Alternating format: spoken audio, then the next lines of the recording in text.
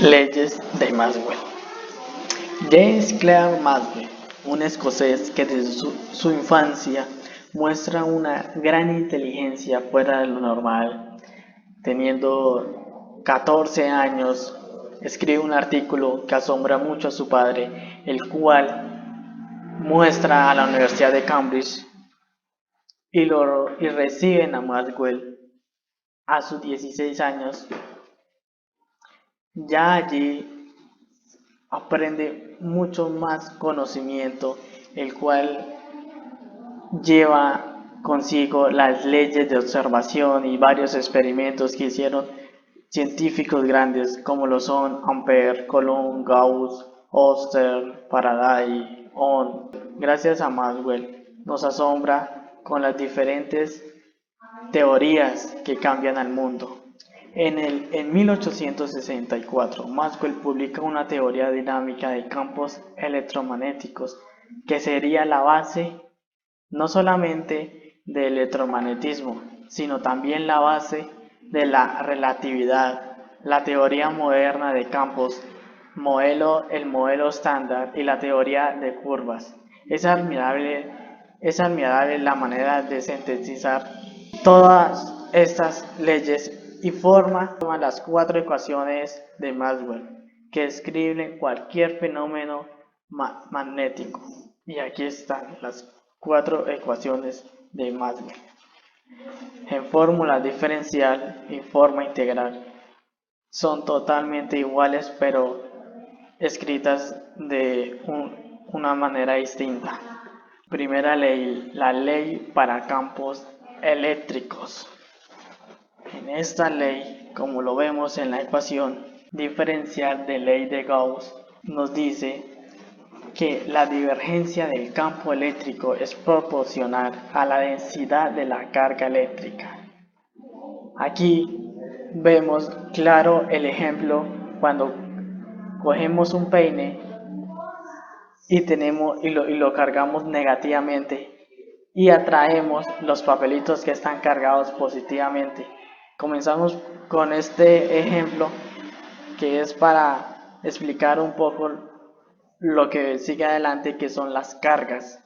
Vamos a hablar de cargas, imanes. Aquí tenemos dos imágenes, una de imanes y otra de partículas de cargas. ¿Sí? Las partículas de cargas de cargas iguales, como vemos en la imagen, se van a repelar.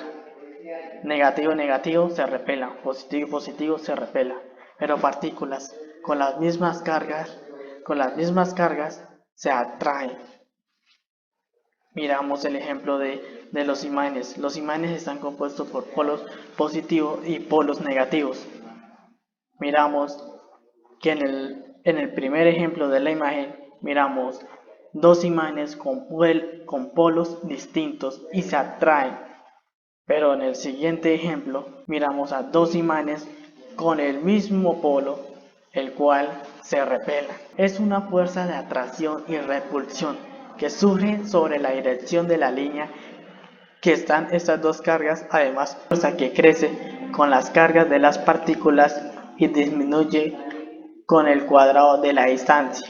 ¿Qué quiere decir esto? Esto nos explica la gráfica de abajo. Tenemos una carga y decae con la distancia. Esto significa matemáticamente 1 sobre r al cuadrado, donde r es la distancia. Además, hay una conexión entre estas dos fuerzas. Se observa un fenómeno de electricidad que genera magnetismo y magnetismo, un fenómeno magnético que genera electricidad. Esto claro está que, como ya lo había dicho anteriormente, fueron avances de científicos pasados a la época de Maxwell, lo cual Maxwell cogió y se hizo una verdadera teoría completa, lo que concluyó que la electricidad y el magnetismo son fuerzas fundamentales de la naturaleza que están conectadas. Ley de Gauss para el campo magnético. Segunda ecuación de Maxwell. Miramos que las fuentes y sumideros del campo magnético no existen. Pero esto no quiere decir que hayan objetos que puedan producir un campo magnético, como lo vemos aquí en la imagen de este imán.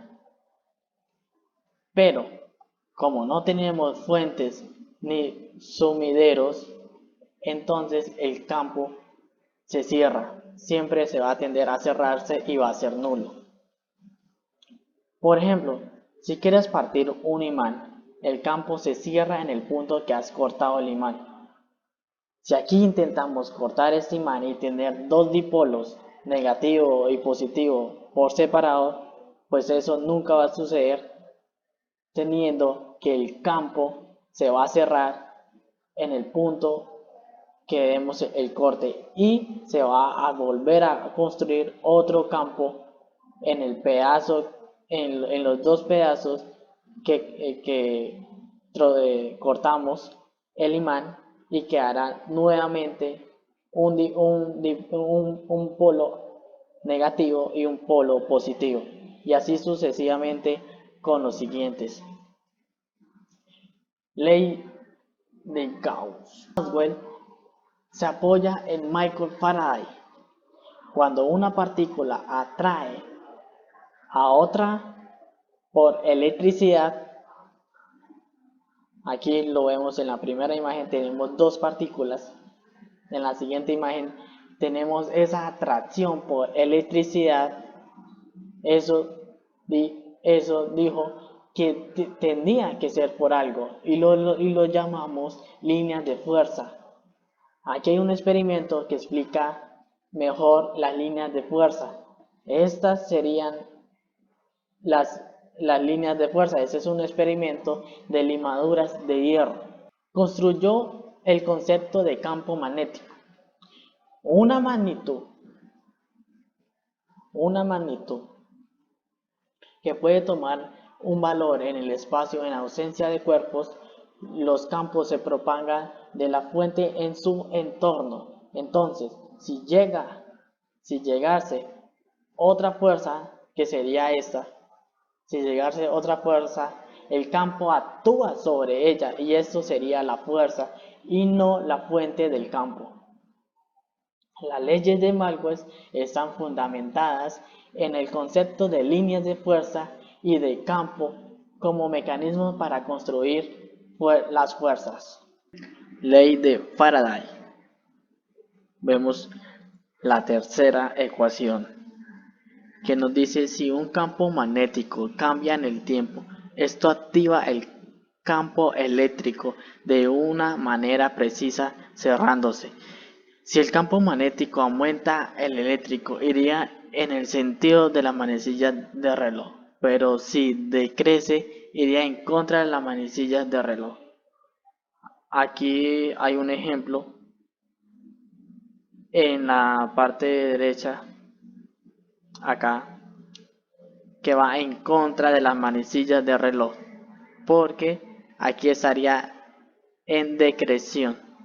Es decir, esto quiere decir que no solamente cargas, imanes, pueden unirse entre ellos,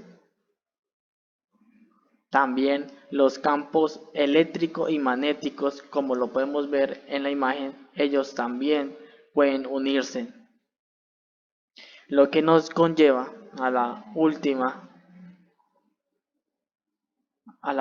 ecuación, la ley de Ampère-Maxwell. Un campo eléctrico cambiando en el tiempo, o cargas moviéndose. Una corriente eléctrica activa un campo magnético. Entonces, en resumen, aquí vemos a la parte derecha que Ampère, la parte derecha en esta imagen, nos dice Ampère que una corriente por un hilo genera un campo magnético circular. Matemáticamente, esto sería una corriente genera un campo rotacional. Este símbolo produce en los vectores una transformación, un comportamiento lineal a circular.